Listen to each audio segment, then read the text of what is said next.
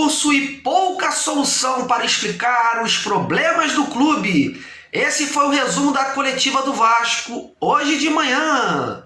Frustrados pela falta de soluções apresentadas, torcedores usam as redes sociais para mostrar o seu descontentamento. Vasco vira o turno na 11ª posição na Série B e mais um resultado negativo pode azedar de vez o caldo. Time poderá ter novas mudanças. Adversário do Vasco, o Operário, já está pronto para a partida e quer mostrar sua força em casa. Setorista do clube paranaense traz todos os detalhes do time para esse confronto. Vasco completa nesse sábado 123 anos de existência e o líder e capitão do time de 89 vai falar aqui do orgulho de ter feito parte dessa história. Essas e outras notícias você confere agora no informativo Detetives Vascaínos, que está começando. Se liga aí! Salve, salve, meus amigos! Prazer grande estar aqui com vocês novamente. Já te convido, antes de mais nada, a deixar o seu likezinho aí embaixo do vídeo e ajudar esse informativo a chegar em muitos outros vascaínos. Bom, e hoje de manhã aconteceu em São Januário uma coletiva de imprensa marcada pela diretoria administrativa do Vasco para esclarecer o que tem sido feito a fim de enfrentar os muitos problemas que têm ocorrido no clube nos últimos dias, como a penhora de 93 milhões pela Justiça e principalmente a campanha pífia na Série B, que a cada dia põe em risco o acesso à elite.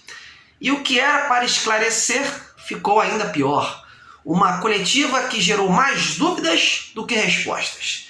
Enfim, muito discurso, mas solução mesmo nada.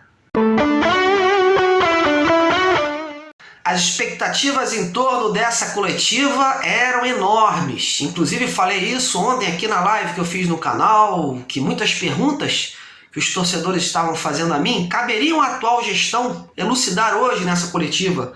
Aos torcedores do Vasco, que tem o direito de saber o que está sendo feito. Porém, coisas que todos já sabiam, como dificuldade em trazer reforços, a tentativa de buscar recursos para melhorar a situação do clube, enfim, coisas óbvias, mas que não acrescentaram em nada.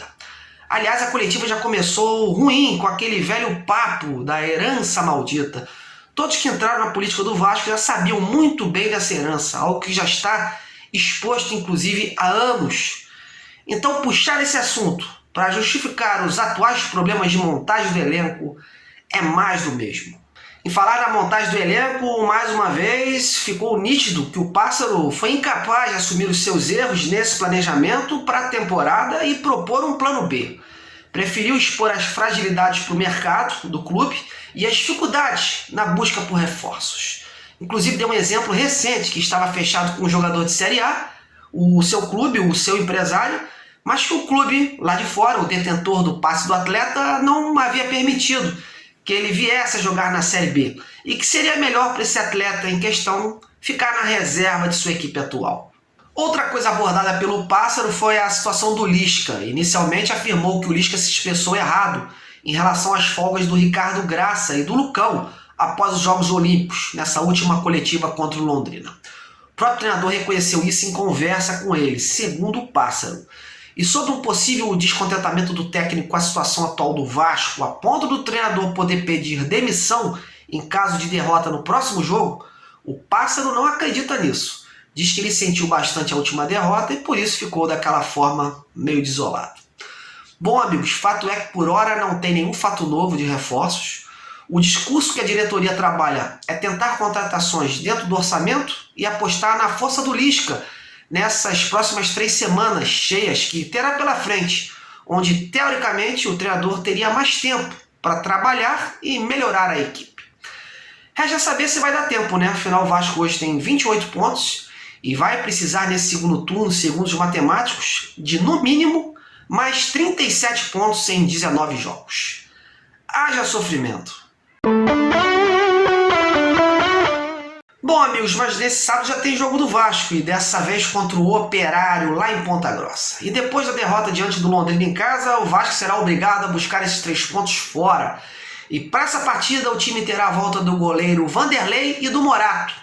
Porém, o volante Juninho fica de fora por conta de uma suspensão do STJD, assim como o MT, por conta de uma punição dada pela diretoria pelo jogador ter aglomerado.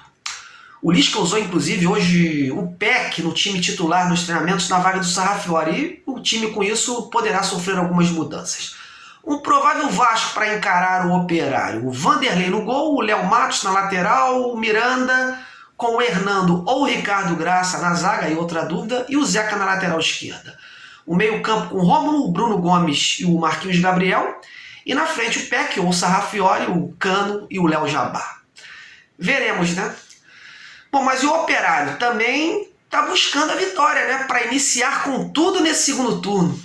E quem traz notícias do time paranaense para esse confronto é o meu colega Marcos Benedetti, da Rádio Clube Ponta Grossense 94.1 FM. Fala aí, Xará!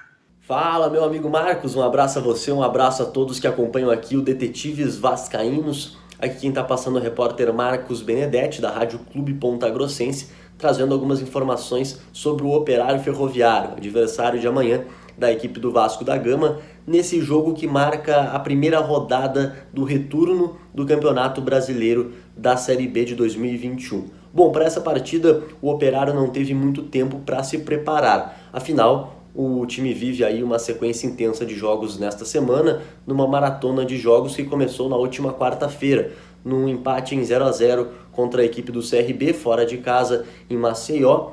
Volta a campo amanhã contra o Vasco da Gama aqui em Ponta Grossa, no estádio Germano Krieger, e na terça-feira já estará em Campinas enfrentando a equipe do Guarani pela 21ª rodada. Então, por conta aí dessa sequência intensa de jogos que o time vive nesta semana, o técnico Matheus Costa não teve muito tempo para conseguir treinar a sua equipe. O único treinamento do time aconteceu hoje à tarde no estádio Germano Krieger, nesta sexta-feira. Foi uma atividade simples, uma atividade tática ali com bola, para poder preparar o time para essa partida contra o Vasco, mas foi a única atividade, o único treinamento do treinador operariano junto com o elenco do Fantasma. Para essa partida contra o Vasco, o técnico Matheus Costa ganha retornos importantes, interessantes na sua equipe. Primeiro, o do meio-campista Rafael Longini, que foi poupado no último jogo contra a equipe do CRB, porque sentiu um desconforto muscular, não jogou contra o CRB, mas volta 100% amanhã contra o Vasco da Gama. E outro jogador que também retorna é o atacante Felipe Garcia, que estava no departamento médico há 20 dias, tratando de uma lesão no ligamento do tornozelo direito, e volta também a ser uma opção importante no ataque operariano. Felipe Garcia, que já tem 5 gols em 18 jogos com a camisa do Fantasma nesta temporada de 2021. Além desses jogadores, o Operário ainda tem 7 atletas que permanecem no departamento médico do clube. 2 deles não voltam mais a jogar nessa temporada, que são aí os meias Tomás Bastos e Leandrinho. Esses 2 jogadores tiveram lesões de joelho, estão fora da temporada, mas 5 atletas ainda permanecem no DN. O zagueiro Rafael Bonfim, o volante Pedro Ken, o atacante Matheus Alemão, o meia Giancarlo e o lateral direito Lucas Mendes. Esses atletas permanecem no departamento médico, não voltam contra o Vasco da Gama, mas também não são novos desfalques, são atletas que já estão no DN há algum tempo já. Com isso, com desfalques e também com retornos, o Operário deve ir a campo amanhã contra o Vasco da Gama com a mesma formação que jogou contra o CRB, ou seja, com 3 zagueiros, mesmo esquema tático, com 3 zagueiros, um esquema diferente que o Matheus começou a utilizar na última rodada, com o goleiro Simão no gol, o trio de zaga sendo formado por Renier, Fábio Alemão e Rodolfo Filemon, na ala direita Alex Silva, na ala esquerda Djalma Silva, na dupla de volantes Marcelo Santos e Leandro Vilela, e na meia de armação o Rafael Longini. No ataque, Tomás Santos ou Felipe Garcia e Paulo Sérgio, o centroavante, a esperança de gols do ataque do Fantasma. Essas são as informações do Operário Ferroviário. A gente espera que seja um grande jogo neste sábado. Um abraço, Marcos, e um abraço a todos os amigos aqui do Detetives Vascaínos. Valeu! Bom, e para fechar esse informativo, como todos sabem, o Vasco da Gama completa neste sábado 123 anos de existência. Infelizmente, amarga um momento muito ruim na sua história, mas esse clube é gigante e a gente tem que acreditar sempre em dias melhores. E pensando nisso, hoje eu resolvi procurar um jogador que vestiu como ninguém essa camisa. O líder e capitão do time, campeão brasileiro de 89, o querido Zé do Carmo. O Zé fez questão de deixar uma mensagem para o clube e mostrar o seu orgulho de ter feito parte dessa história. Fiquem com o Zé, grande abraço a todos. Fala aí, garoto! Pois é, rapaz, que satisfação, não é? Falar do aniversário do Vasco da Gama, esse clube onde me projetou para o Brasil e o mundo, onde a gente, dentro das quatro linhas, dava a vida para conseguir uma vitória. Então falar de Vasco da Gama é falar de uma segunda pele, falar de Vasco da Gama é disposição, garra e principalmente amor à camisa. Então o Vasco da Gama está na minha história, o Vasco da Gama é um time que eu jamais irei esquecer e o Vasco da Gama vai sim, não é, voltar aos grandes momentos de glória, porque time grande sabe sim o caminho das pedras. Então esse Vasco da Gama que está aniversariando, um beijo no coração desse Vascão da Gama.